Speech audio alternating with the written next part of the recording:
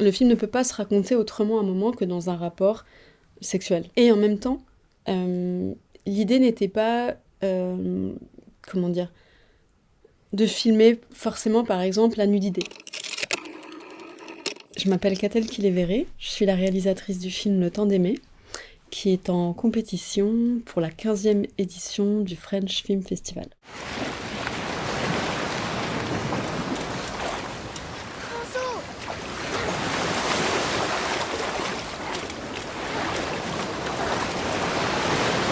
Merci beaucoup. Y a pas de quoi. Je l'ai pas vu partir. Merci. C'est une histoire d'amour atypique, une rencontre entre deux personnes qui ont toutes les deux un secret et qui vont inventer en fait une manière de s'aimer, de se protéger d'une société qui ne veut pas d'eux. Il y a une source biographique dans ce film.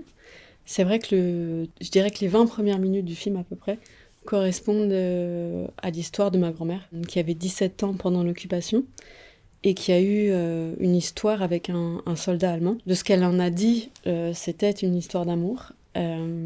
Et elle est tombée enceinte en fait. Sa vie a complètement basculé à partir de là, parce qu'elle s'est retrouvée fille-mère d'un enfant de l'ennemi. 4-5 ans après, elle a rencontré un jeune homme sur une plage, comme dans le film, qui est mon grand-père, et qui était d'un milieu plus aisé que le sien, et avec qui elle a fait une espèce de rencontre un peu providentielle comme ça. Et ils se sont tous les deux mariés très vite. Et ils ont caché en fait la vraie paternité de cet enfant toute leur vie. Donc il y a cette matrice qui vient de l'histoire de ma famille, mais après le film s'en libère complètement. C'est vraiment une fiction que j'ai écrite avec Gilles Torrent.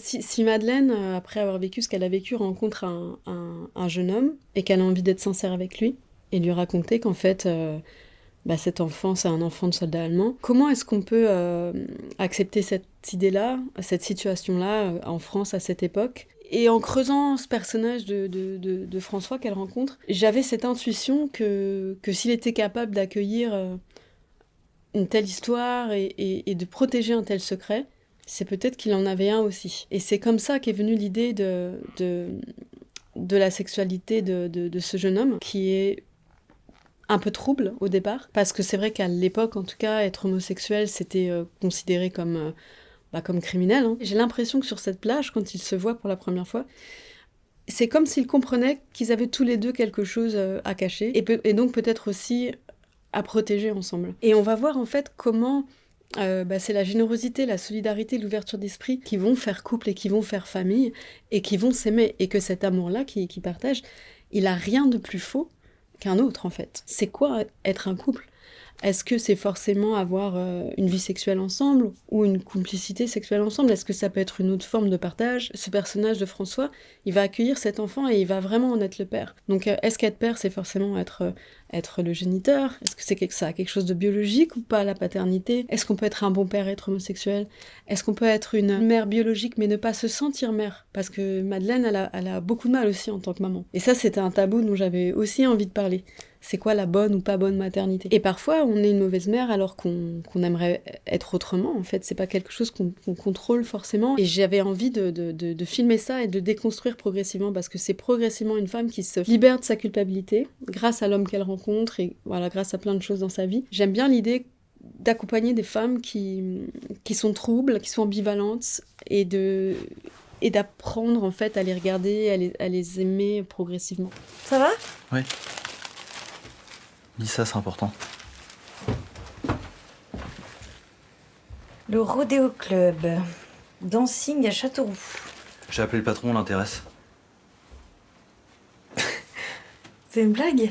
Déjà, je cherchais 2 acteurs qui aient à peu près une trentaine d'années, parce qu'il fallait qu'ils aient 20 ans au début du film et presque 40 à la fin. C'est vraiment une saga qui se passe sur plus de 15 ans. Et dans cette génération-là, Anaïs de Moustier et Vincent Lacoste faisaient vraiment partie des actrices et des acteurs que j'admirais beaucoup. Et j'avais envie vraiment de faire de la composition avec eux, c'est-à-dire de les amener à se dépasser, ou en tout cas à être à un endroit où ils n'avaient pas encore été. Parce que mine de rien, même s'ils ont que 30 ans, ça fait 15 ans qu'ils tournent, et ils ont fait déjà énormément de choses.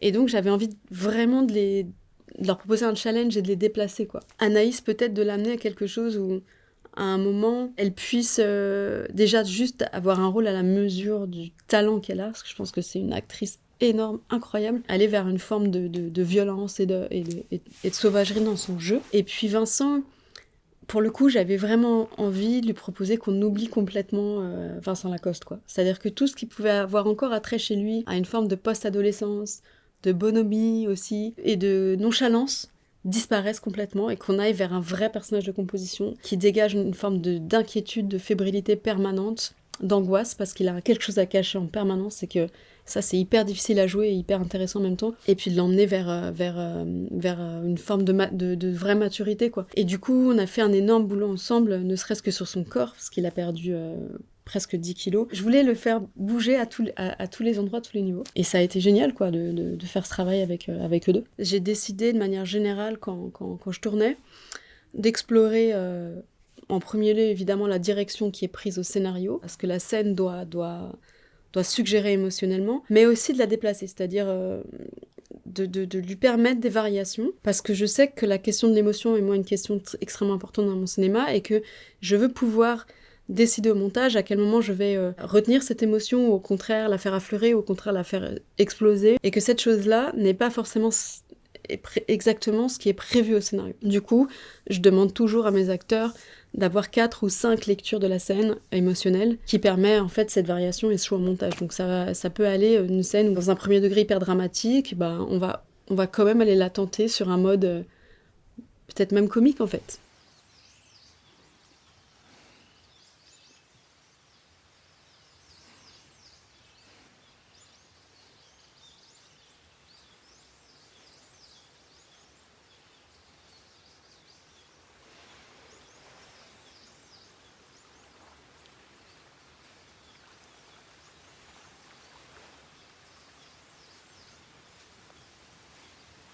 Donc c'est un couple dont on comprend qu'il se trouve pas complètement sexuellement, parce que François est aussi attiré par les garçons. Il se trouve qu'à un moment de leur vie, qui est un peu, je dirais, leur âge d'or, c'est un moment où ils se retrouvent à être gérants d'un bar, et ils vont faire la connaissance d'un GI qui va devenir leur ami, et dont ils vont en fait tomber en amour tous les deux. Et c'est comme si dans cette rencontre, il y avait quelque chose de leur histoire qui devenait peut-être enfin possible, enfin complète. Ils allaient pouvoir, dans cet amour à trois, être enfin et parfaitement heureux. Ce qui est sans doute une illusion de tout couple, parce que un couple, c'est toujours à un endroit un renoncement. Finalement, ça se passe pas aussi bien que prévu. Et c'est un personnage pour moi qui est pas là très longtemps dans le film, mais qui est très important aussi parce que lui-même vit une expérience de marge, en fait. Il est afro-américain, dans une période où l'armée américaine est extrêmement raciste. Il y avait la ségrégation encore aux États-Unis à cette époque. Et quelque part, je pense que ce Jimmy, quand il fait leur rencontre là aussi, c'est 3 personnes en marge de la société qui trouvent un moment ensemble d'espace et de liberté, quoi. You have beautiful feet. The stockings are sweet.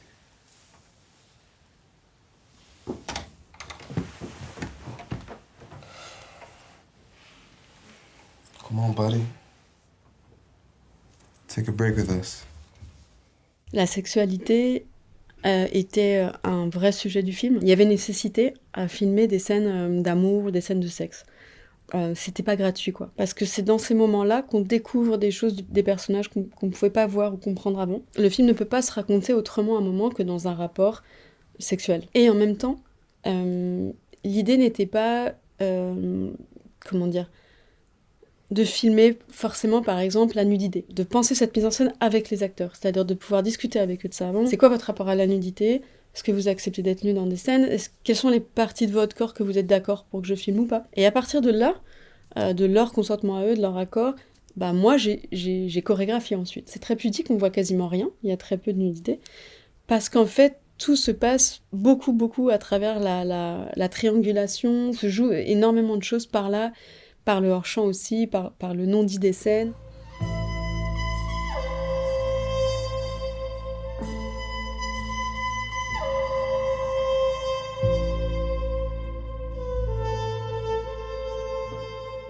Alors la question de l'esthétique du film, c'est vraiment une question que j'ai pensée avec Tom Harary, mon chef-op, avec qui j'ai fait tous mes films. D'un côté, il y a la question du mélo, parce qu'en effet, c'est un film qui joue vraiment avec les codes du mélodrame et qui s'inscrit, qui a vraiment envie de s'inscrire dans ce genre-là. Et en même temps, j'ai absolument pas les moyens d'un Douglas Sirk ou d'un Todd Haynes. Et en plus de ça, je me dis que la vérité du film n'est pas là. Qu'en fait, mon film trouvera sa vérité dans sa rencontre avec aujourd'hui et avec une forme de modernité. Moi, je pense toujours qu'il faut un endroit de rupture, de choc, de collision, d'impureté entre un sujet et sa forme. Et donc, évidemment, je vais à l'encontre de la forme du mélodrame, je vais vers une forme, et donc je choisis l'épaule, et je choisis pas un petit peu l'épaule, j'y vais à fond, et on se dit, ça va être un film à l'épaule du début à la fin. C'est la grande différence entre un dispositif à l'épaule et un dispositif caméra sur pied ou rail. C'est qu'en fait, la place laissée aux acteurs est beaucoup plus grande, c'est-à-dire qu'il y a une mécanique du déplacement du jeu qui est cassée par l'épaule, qui fait que l'épaule peut s'adapter à l'acteur, c'est pas l'acteur qui s'adapte au mouvement de caméra. Donc à partir de là, la vérité, la vie, l'imprévu peut surgir beaucoup plus facilement.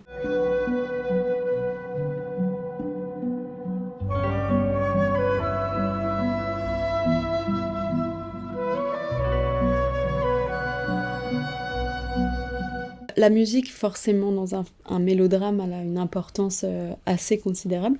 Je suis allée vers Amin Bouafa, et il avait un cahier des charges qui était un peu complexe, parce qu'il fallait à la fois assumer quelque chose qui allait avec le genre du mélo, et en même temps, là aussi, trouver une forme de modernité. On a assez vite été vers deux références, je dirais. D'un côté, le jazz, parce qu'il y avait dans le jazz quelque chose qui me paraissait éternellement moderne, et qui est le thème qui nous renvoie à la question du secret, de la honte chez les personnages. À leur empêchement, à leur faille, à leur souffrance, il y a cette trompette qui surgit. Et le deuxième thème fondamental, qui est celui presque à l'inverse de la réparation, de la résilience, de l'amour, et c'est la musique d'In the Mood for Love.